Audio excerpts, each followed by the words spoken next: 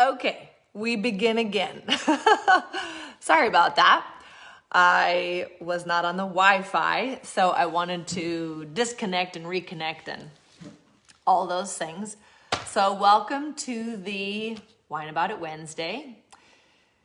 It's February. I mean, maybe the 8th. I'm not sure. Things are flying by down here in Florida. It's hard to keep everything straight. It's exciting. The horses are going great. We have new horses part of the team. It's just a busy time. So wanted to just be happy for a minute that, we're all feeling pretty healthy and horses are good, knock on some wood. And yeah, so things are going well in Florida. What did we do this week? We had the Friday Night Lights. I shared live. I hope you guys enjoyed that. The Super Pony was pretty good. Darby was a little overwhelmed, but it was a great experience, and we feel so blessed to be here at Poinciana. I'm in the party room, or the clubhouse, and Jane has just made this place just so horse friendly, so smart. It was a warm day. The covered arena is amazing. I've never had a covered arena. I've been coming to Florida literally for like 20 plus years. I've never had a covered arena. It's awesome. So that's great. The community at this farm, I don't want to brag about Poinciana because we'll always have room for Jackie Brooks because she's awesome. I'm just kidding. I have no idea what Jane wants to do, but it's such a fun group of people here. It's like a family, and everybody is so supportive, and everyone's learning and riding and supportive and patient, and it's just great. It just really reminds me of a riding club in Europe. So that's fun to experience every day. So be on the lookout. We are probably going to do another Friday Night Lights. And it worked out great. Everybody got their temperature checked at the door. Everybody wore masks. You could stay in your little pod. You could watch from wherever you want. You could stay 50 feet from someone. So it was a pretty great thing to do, and nobody needed to get near anybody. So that was great. Got a couple announcements. The big one is we have reached our 45th, 100th member in Team Tate TV. So I want to give a big shout out to Marie Murphy. So we're so excited, and welcome to Team Tate TV. And I want to thank Kathy Napich for inviting her. So that was really great. And she gets a free membership into the Team Tate Academy. So for those of you who are new here, we have Team Tate TV, which is our Facebook platform where we get together. We have informal interviews with my coaches or friends or colleagues, also with my horses, so you guys can get to know them a little bit easier and kind of follow their career through pictures, but you can get a sense of their personality. So we created Team Tate TV in order to bring people along the ride with what we're doing behind the scenes of a top dressage training stable, who the horses are, what they're going through, so that you guys always feel like everybody's going through things at some point. And so it's just fun to be part of something. So we also find it great to have a platform to share all of the things going on in the Team Tate Academy, which is separate from, so we have Team Tate TV and the Team Tate Academy. So the Team Tate Academy is educational videos once a week of me. I'm riding, I'm talking. They're about 12 to 15 minutes, really focused on a certain exercise, a certain function of the seat. There's a whole thing about how to hold the double bridle reins, just really a quick study guide for everybody out there who wants to get more out of their lessons. It's also great for trainers who don't have a lot of time to be explaining everything about the leg yield or the turn on the forehand or isometric resistance to put the horse on the bit. let me explain that to your students, to your friends, so that when your teacher says half halt, like she doesn't have to go into a 10-minute explanation about what that is. I can help you understand that better. So that's the Academy, and that's a paid subscription, and we have 565 members in that, so we're so excited. And there's something special going on, and it's called Share the Love Membership Challenge. And everyone who's in the Academy should have gotten an email about this. So we completely want your feedback about what you love about it, how it's helped you at home. Like, one of my biggest desires of my life is to improve horses' lives by educating their riders. I never ever thought ever that I would go online. Like, I just didn't even think that that was possible. I wanted to always create an academy because I'm a real student and I love ongoing education, and I love thinking about things, and I love understanding things, and I ask a lot of questions about why. And so for that kind of person, and also I spent a lot of time taking clinics and then training by myself. So I had to figure out what's happening. Like, how can I train this horse? And at that time, for sure, I didn't have very talented horses. So now you're talking about training horses that aren't even really made to do it. Like, how do you do that? So it's been really fun. I feel like it's totally my calling, and I'd love for y'all to join. And so our members are going to do the Share the Love just in time for Valentine's Day. And so we're going to have a new enrollment in March. We can't wait for you guys to see what we're up to. We've got some really fun things planned for the people who are not yet in the Academy. We have something also special coming for you. So be on the lookout for that. And let's see, what else? Oh, podcast information. So what went out last week was my interview with Allie Brock. So she is not only one of my best friends and a super cool person, but she's also an Olympian. And so she went to 2016 in Rio, and yeah, she's just totally game. I interviewed her on my back porch over the summer. And so she was the latest podcast. And then what is coming out on Friday, is the story about the AR. And if you have not heard this story, you are gonna die laughing. It is like, I can't make this stuff up. Like, this literally happens to me. So y'all gotta tune in to the podcast, share it with your friends, because it's a great, easy place to hear my funny stories about how dressage can affect your life, and you'll remember stuff because it's funny, because at the end of the day, this should all be fun. Like, our horses should be having fun. We should be having fun, and learning is fun. So I try to attach some pretty all true, funny stories. So we hope you enjoy that podcast as well. So to get to the point, I am giving a lecture tonight in the Team Tate Academy, and it's about cross-training and why you'd want to do that, why it's important, why it's like really important, and like, what does that all mean? And like, how often do any of us do it? So I'll be the first to say, my horses, like, I love riding so much.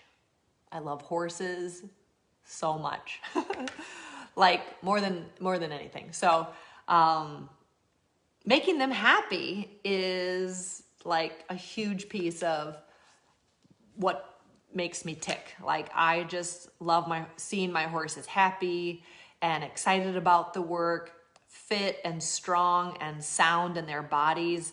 Like, that's really, really important to me. And I would say I'm also the first one to admit I am not jumping. There is no 3-foot fences set up for me. As some of my friends would know, that 3 kind of scares me a little bit. So there's not a lot of jumping happening. But if I have a horse that needs to be jumped, I certainly have some friends that can do that for me. So, when we talk about cross training, I think it's important not only to create variety in your dressage work as far as, stretching versus collection, trotting versus cantering, short muscles and really deep seating, really collection and taking the weight behind versus the pushing power and forward. When I trained in Hungary with Gyula Dalos for a couple of years, he had been an eventer actually first. So he was a lot like Reiner Klemke, where they all evented first and then they became like dressage superstars. But he really trained the horse's body as a complete whole. And I was 18. I was there from like 18 to 21. And so it was a really like deep learning time for me as well. But one of the biggest things I came back with was working the muscles in like muscle groups.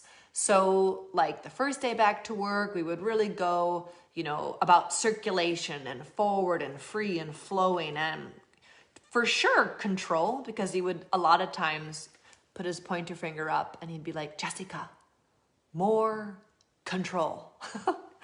And I'm going to do like a whole nother separate Wine About It Wednesday about all of Gyula's amazing words. He said things so simple because English was like his third language. And it's so powerful. And I still get so much out of his simple words that he would say to me. Jessica, more down seat, and like now I totally know what that means. And I, tell my students that too as well. So because he came from a bit of an eventing background, I think his understanding of fitness and how the horse works and muscle groups, I think was just really ingrained in him. And so on the first day of the week, we'd really go forward. We'd do like, big trot to big canter to big trot to big canter, big changes of direction, forward and back and canter and trot. And like those horses were totally swinging and just full use of their bodies, and it just created elasticity, even if it felt like a little strong in the beginning. Like you just had to keep keeping on. Like you just had to keep practicing, getting better at it, stopping and sorting it out or over controlling the horse. Like you just had to like weiter reiten. Like you just had to keep going. And yeah, Gail says on here, aerobic and anaerobic. Yep. Gail Callan, in case any of you guys don't know, Gail was my first trainer. She's amazing. And we got to get her back on here. I got to get you back on here for another chat about all of these things because it's so powerful. And like with Gyula, like then the second day, we would go way into more collection. We would do a ton of transitions, so many small circles, so many halts, trots, rein back trot. And then always at the end, he would help a little bit from the ground with a whip.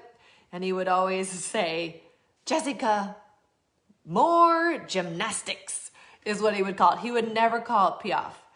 It was just the horse learning how to figure it out, how to take weight behind, how to figure out the trot rhythm and yet like not jump forward or canter. There was always this place of you were gathering the horse's energy up underneath your saddle, which should sound familiar because that's collection.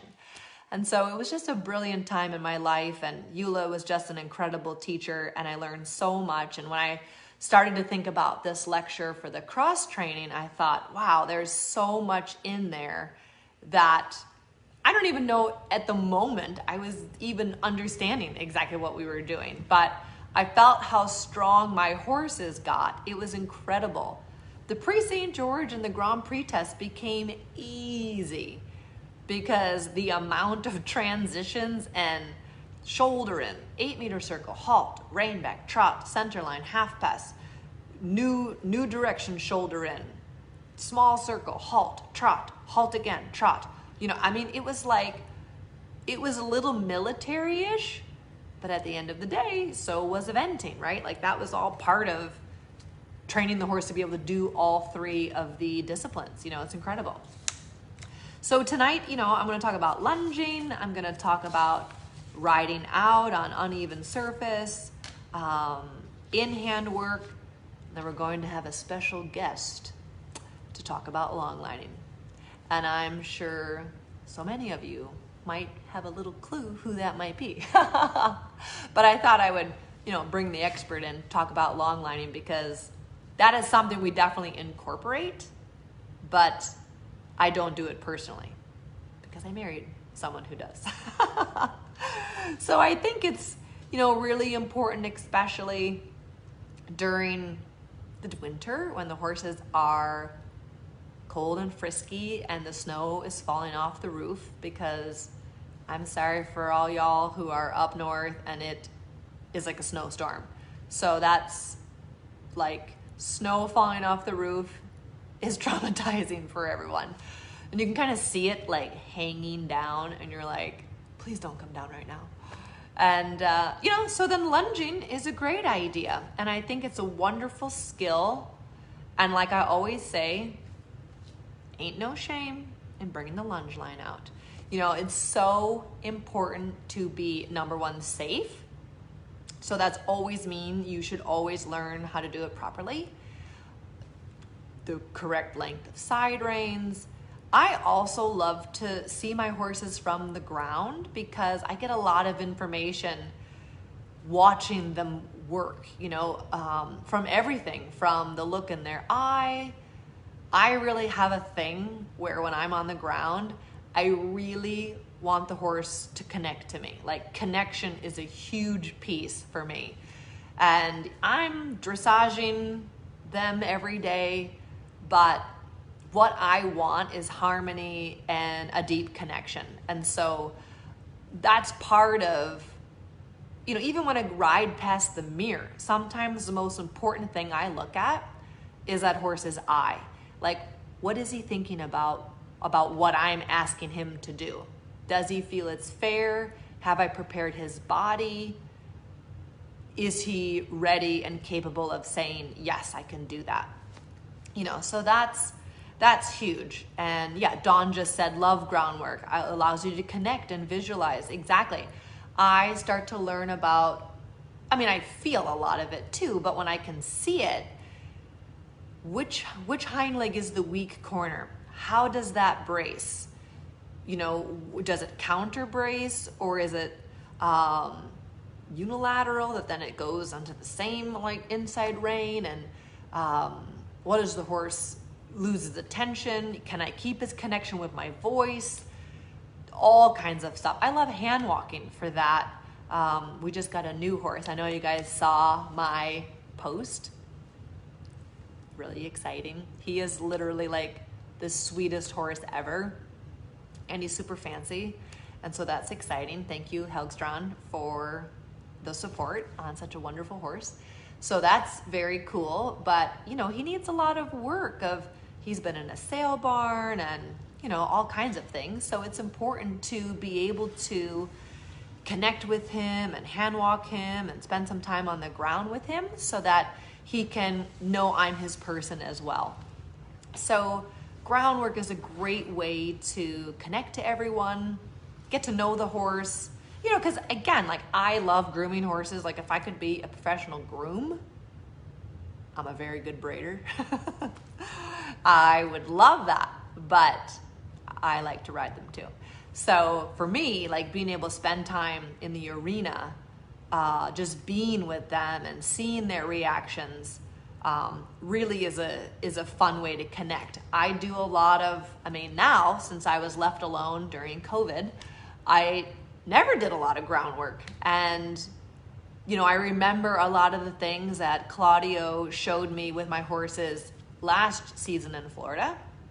And I got the thumbs up that I did a good job over the summer because we just saw them again. And teaching the horses to lift up their legs, that's also a lot of information about how the horse learns, how it reacts to pressure, what makes him nervous, what the first reaction is. Is he defensive? Does he want to run away? Does the first thing you do is put his head up? Like, you just learn their reactions. And